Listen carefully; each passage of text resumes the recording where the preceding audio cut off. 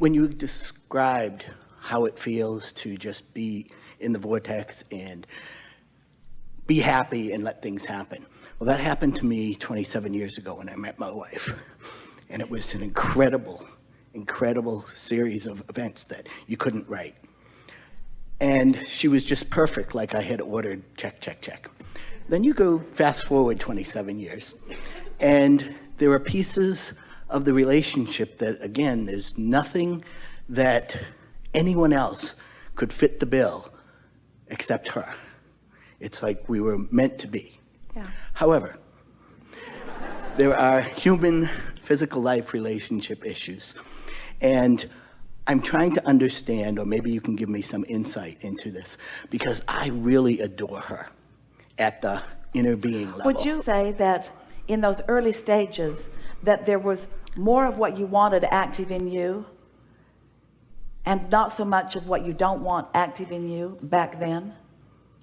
And would you say now that there is more of what you don't want active in you? I know I own this, absolutely. Yeah, that's a good point. But we're wanting you to understand that just from the sheer consequence of life experience, you train yourselves to be objective, and you train yourself to be aware of what's going on. And so you let what you're observing be an active part of your vibration. And that's why so many relationships you want to say, if you'd be different, I'd feel better.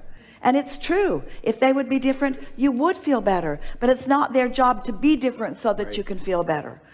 And so when you say it's like we were meant to be, it is.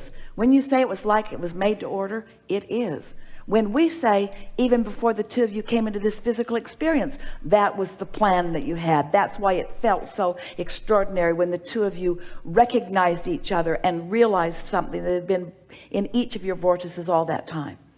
And so what is the advantage of having someone in your experience who will not jump through hoops anymore to please you? It gives you an opportunity to discover what unconditional love is, what alignment with source energy is. Because when you live with someone and they are so compliant that you don't have to do anything about setting your own tone or holding it, then you get lackadaisical and sloppy in it. And then when you step outside of your relationship into other relationships or into work or into more of life itself, sometimes it's a bumpy ride for those who have a feathered nest. One of the things maybe you can help me understand, when I think of her and I'm not with her, I mean, I get times when I want to cry because I'm so like we in know love with because her. the conditions But I that walk annoy in you the are so door. far, the conditions that annoy you are far enough away that they're not active in your vibration. You see, you're making the point that we've been talking about earlier, is that when you are an observer of what is, and you therefore let your vibration move to the level of whatever it is that you're observing.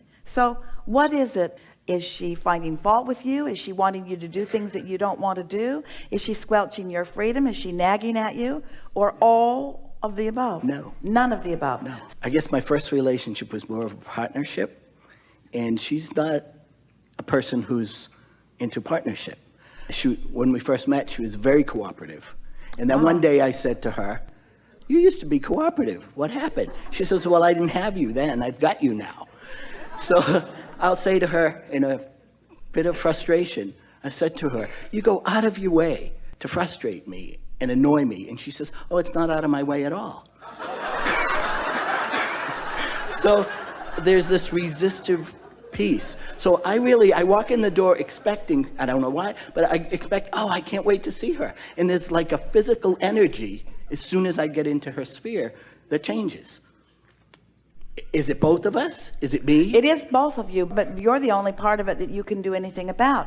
And what you just said is so important, because you said, when I get into her physical sphere and I give my attention to that, I lose my connection, which means you've got to be in connection before you get there. Okay, and if I think I am, then I'm kidding myself? If you think you are and then immediately you aren't, you weren't. Okay.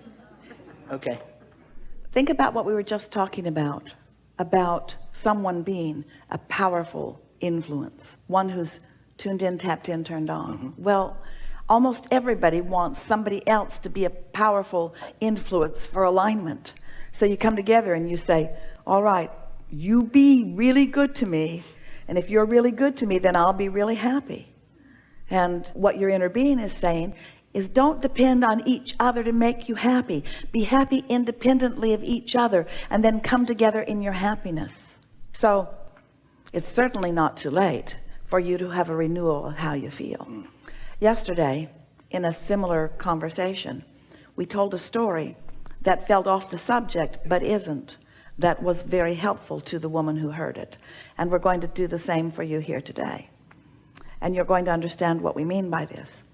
There was a man who had a family, who had a house for sale, been on the market for a long time and was not selling. They were sort of getting desperate to sell it, didn't know what to do. So we said, tell us about this house. And he said, oh, it's getting sort of run down. We've been in it for a long while. Our children are growing up and they need more space. The gardens are getting sort of desolate looking, and the place is really run down. And we said, listen to the vibrational advertisement that you are sending to the universe. Come and purchase this rundown house that we don't want to live in anymore. And we said, do you remember when you first moved in? What was it like? And he thought for a little bit, and then he remembered how blissful this young family was moving in. We were so excited. It was our first house. We placed the little bit of furniture that we had. We were so happy about the way it looked. We went out and bought a piece every now and then and added to it. Every week we went to the nursery and bought another piece of landscaping, brought it in, planted it ourselves. We were so happy in that little house. It was like our beginning. And within a week, that house sold, because now he's transmitting to the universe how it was when it was really working for him, you see. And so we encourage you to send an advertisement to the universe of who this woman is, how you really feel, how you felt when you met, how you felt when your souls intertwined, how you knew how right for each other you were. And we want to add to that a little piece that she is more right for you now than she was right for you then, because she is being her authentic self now. Yes. And she is giving you an opportunity to find freedom the only place you will ever find it. If she conforms and gives in and pretends and gives you what you want all the time, all she does is train you away from needing to accomplish the only thing that will ever bring you true and lasting happiness. But if she is obstinate, and if she has the nerve to please herself instead of you, that's why she's playful with you. I'm living happily ever after. Oh, no, you're not. You're going out of your way to give me a hard time. No, it's not out of my way at all. It just comes naturally to me. In other words, and so as you get out ahead of that, and as you acknowledge that this is the best thing that anyone could do, because she's giving you an opportunity to remember something that you promised each other that you would do for each other. Until you discover, until you remember, until you are living in a steady, consistent way that alignment matters most and foremost and only, and until you stop looking for someone else to behave in some way that makes you feel better, you will have severe bondage going on. I think there's a piece, I know there's a piece of me that I'm tired of being a grown-up and I want to have more fun, and she's having fun, and I think a piece of me has to learn not to resent that. So I have to learn from her how to have fun, right? You don't have to learn from her to have fun. You just have to stop resenting her, and then you'll have fun. Wow. Okay, I get it. Thank you. And I think so, yeah. Thank you very much. Really good. Really good. If you were just different, you'd be perfect.